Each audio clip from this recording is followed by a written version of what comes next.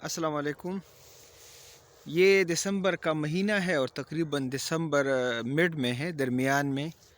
और आज की इस वीडियो में आपको ये बताना मकसूद है कि वो पौधे जो सदाबहार नहीं होते, जिसको हम डिसिडुस कहते हैं, जो सर्दियों में अपने जो पत्ते हैं वो गिरा देते हैं, तो उसमें पॉपुलर की ट्रीज़ भी शामिल हैं।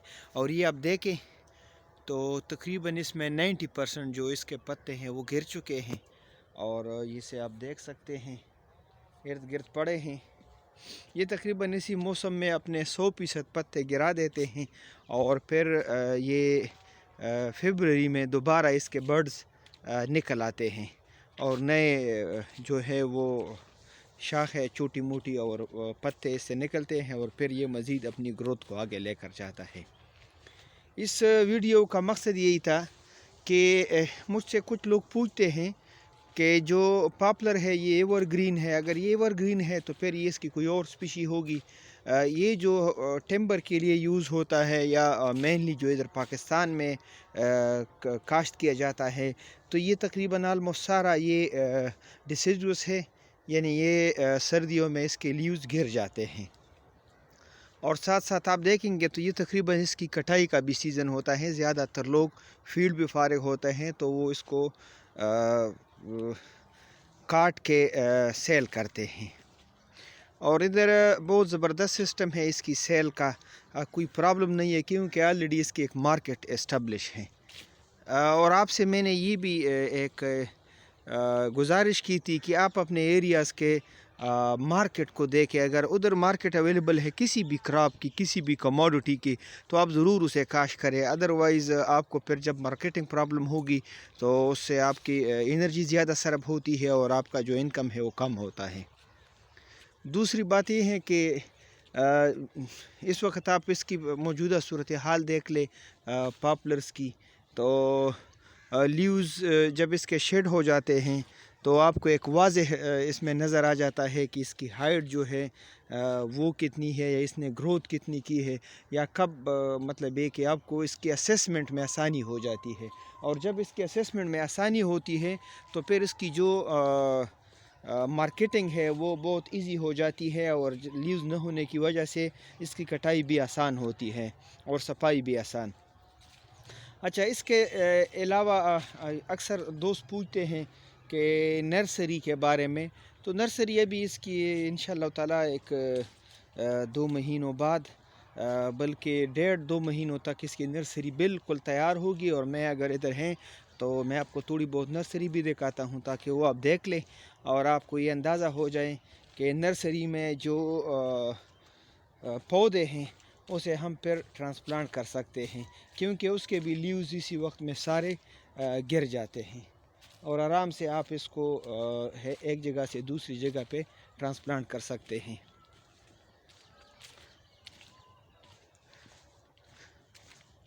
इसके अलावा अगर आपके जहन में मज़ीद कोई सवालात हो तो बेशक आप लोग मुझसे राबिता कर सकते हैं या कमेंट्स में बताएं तो मैं आपको इसके आंसर दे दूंगा।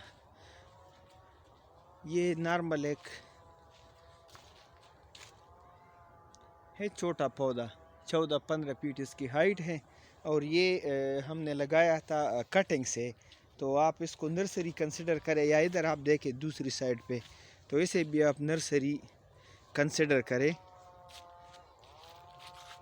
ये जो एक तो इसमें भी अगर एक आध लीव्स होगा, अदरवाइज़ कुछ भी इसमें लीव्स नहीं होंगे। और जब ये लीव्स इसे गिर जाते हैं तो ये बर्ड्स आपको मैं दिखाऊंगा थोड़े से।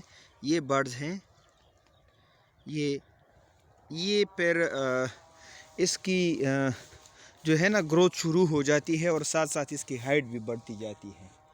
तो ये आप फरवरी के बाद ट्रांसप्लांट कर सकते हैं और जब तक इसके बर्ड्स ना खुले हो तो आप इसे ट्रांसप्लांट कर सकते हैं।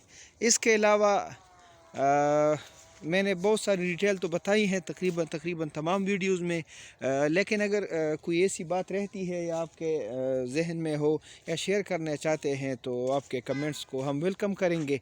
और साथ साथ یہ آپ کو بتاتے چلے چونکہ یہ سردی دسمبر جنوری میں بہت زیادہ ہوتی ہے، تو اس کی گروتھ جو ہے اتنی زیادہ نہیں ہوتی. اس کی گروتھ جو ہے میکسیمم یہ سپرنگ سے صحیح ایک مطلب ہے کہ سمر جتنا بھی سیزن ہے سمر تک، کیونکہ اس میں لیوز ہوتے ہیں، اور جب اس میں لیوز ہوتے ہیں تو فوٹوسینتھسس کا عمل جب ہوتا ہے یہ اپنے لیے جو خوراک ہے وہ تیار کرتا ہے.